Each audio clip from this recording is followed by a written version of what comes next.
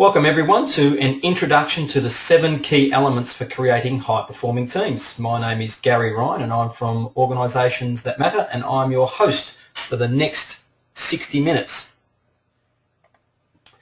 In order to get the greatest value from this 60 minutes, I strongly encourage you to take notes, so hopefully you've got a notepad and pen available.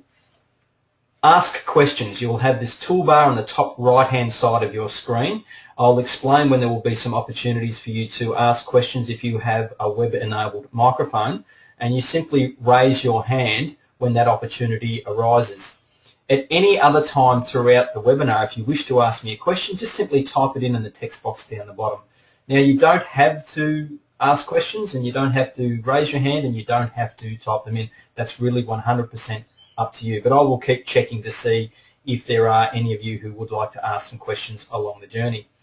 Now, we are recording this webinar, so it is important to mind our P's and Q's as we speak, but the great advantage that provides for you is that you'll be able to review this webinar later, so that there is a lot of information that I will be presenting today, and that's one of the great values of signing up to the webinar, registering and participating, is that you also get sent a recording of this webinar. So I will send you a link, and that way you can work through the webinar's details at your own pace, speed it up and pause it at various stages where you'd like to get some more information.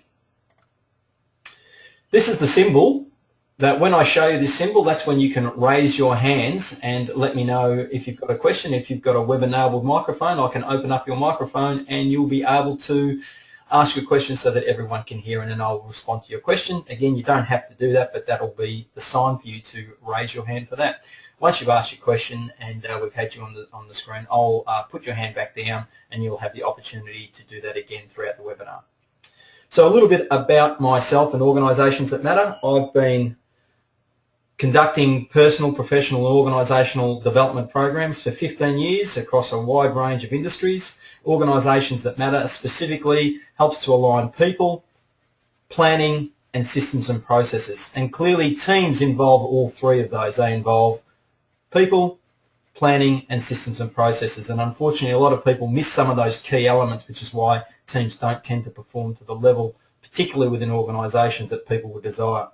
Just on that point too, with today's webinar, while the principles and the focus really is organisationally based, you can apply these principles to any team. So whether that be a student-based team or a community-based team or a sporting-based team, that these same principles, these 7 key elements, can be applied to any of them in order to achieve high performance. This is just an example of some of the organisations with whom we've worked. So we've worked in the Australian government sector at both the national and local government and state government levels. We've worked in elite sport, listed companies on the stock exchange, and also overseas, as you can see with Telecom New Zealand there. It's important to ask right at the start, well, when we talk about high-performing teams, what is it that we specifically mean when we say high-performing teams? So I'm just going to give you a bit of an explanation regarding where we come from this term, high-performing teams.